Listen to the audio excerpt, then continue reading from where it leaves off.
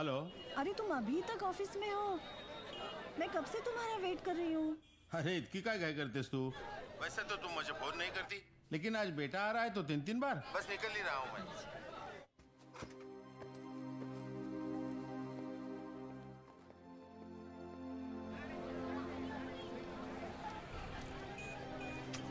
अहो किती वेळ लावला तुम्ही? बरं चल आता। हे घ्या, आपको पता है ना घर में और कितने काम बाकी है। क्यों परेशान हो रही हो? जानता हूँ तुम वीर को बहुत मिस करती हो। अब कुछ दिन यही हमारे पास रहेगा वो। 12 मार्च 1993 मुंबई में 12 अलग जगहों पे बॉम्ब ब्लास्ट हुए।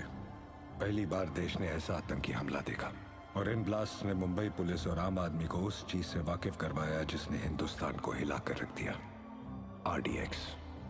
मुंबई पुलिस इस केस पर दिन रात काम करती रही और जिस ऑफिसर ने कई सस्पेक्ट्स को अरेस्ट करके सिर्फ 48 घंटों में इस केस को सॉल्व किया वो थे इंस्पेक्टर कबीर शुरफ। मगर सर सुनने में आ रहा है इस ब्लास्ट के पीछे मास्टरमाइंड बिलाल अहमद और टाइगर इंडिया छोड़ के जा चुके हैं।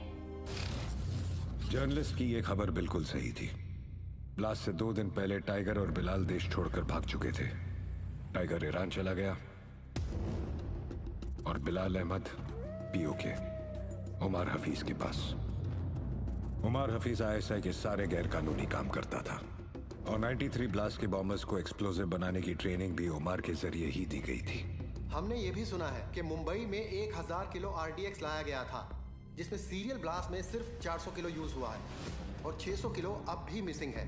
क्या ये इन्फॉर्मेशन सही है? किसी को नहीं पता था कि इन्फॉर्मेशन सच थी या एक अफवाह, मगर सिर्फ कबीर शुरफ जानता था कि वो 600 किलो RDX इंडिया में ही कहीं दफन है और उसे दफन करने वाला कोई और नहीं, बिलाल अहमद है।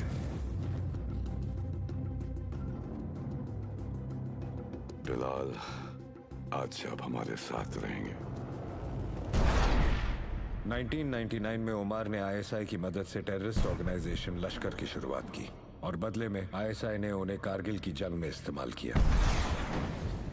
मगर जंग के दौरान उमर का बड़ा बेटा इमाद हफीज इंडियन आर्मी के हाथों मारा गया।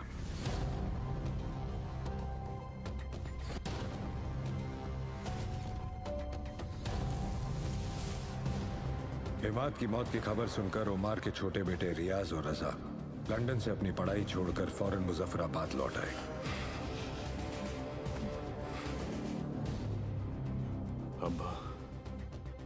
अब हम वापस नहीं जाएंगे।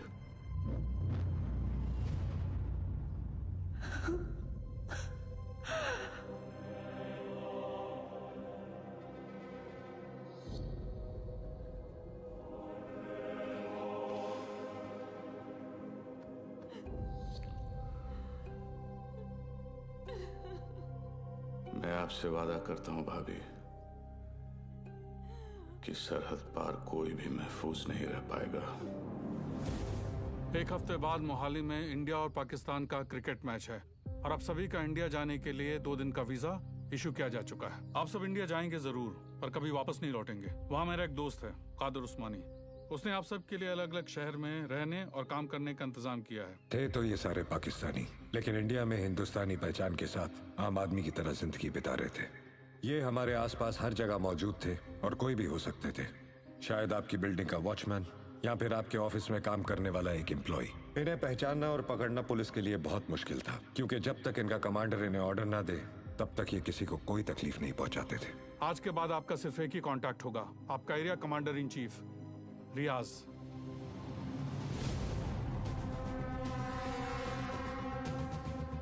उमर के सबसे वफादार बॉडीगार्ड बशीर का बेटा मुख्तार भी रियाज का साया बनकर हिंदुस्तान जा रहा था और इस तरह शुरुआत हुई लश्कर के स्लीपर सेल की।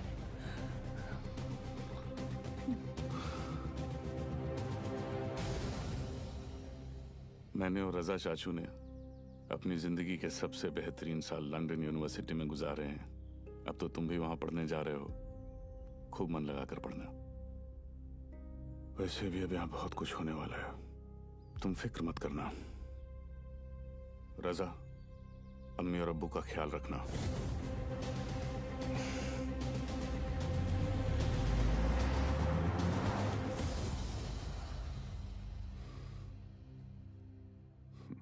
क्या सोच रही हो? सोच रही हूँ कि ये सब कब खत्म होगा। ये सोचना चाहिए कि इसकी शुरुआत कहां से हुई। 60 साल पहले कुछ जाहिल और सियासत के लालची लोगों ने मजहब के नाम पर बंटवारा किया। उसकी सजा मिली हम जैसे लोगों को। खानदान को धक्के मारकर अपने घर से, अपने मुल्क से निकाल दिया गया। 5 साल के बच्चे के सामने उसके वालिद का गला काट दिया गया। उसकी अम्मी की छाल ले ली, उसकी बहन के साथ। यहाँ आने के बाद भी लोगों ने उसे सिर्फ एक मुहाजिरी कहा। वो 5 साल का बच्चा मैं था। मगर ये सब करके क्या हासिल होगा? कुर्बानी तो देनी पड़ेगी, वरना हम में और उन सियासतदानों में क्या फर्क।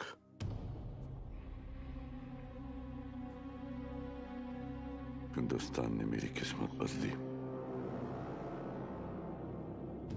अब मैं हिंदुस्तान की किस्मत पलट दूंगा।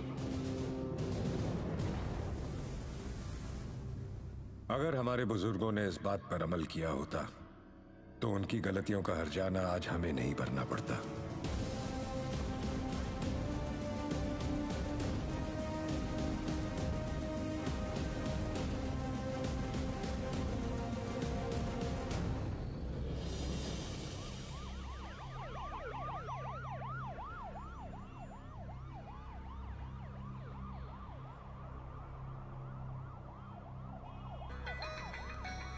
जी कबीर सर।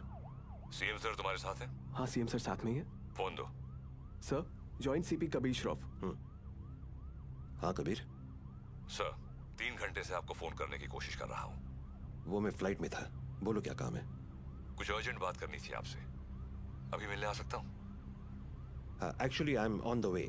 मैं आ जाता हूँ ATS हेडक्वार्टर्स।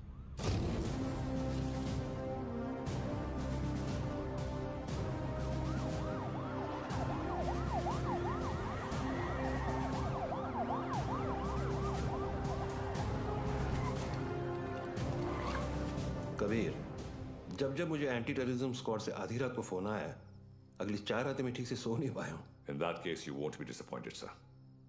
रियाज हफीज का पता चल गया है। करीब 15 सालों से ये 40 स्लीपर एजेंट इंडिया में छुप कर रह रहे हैं।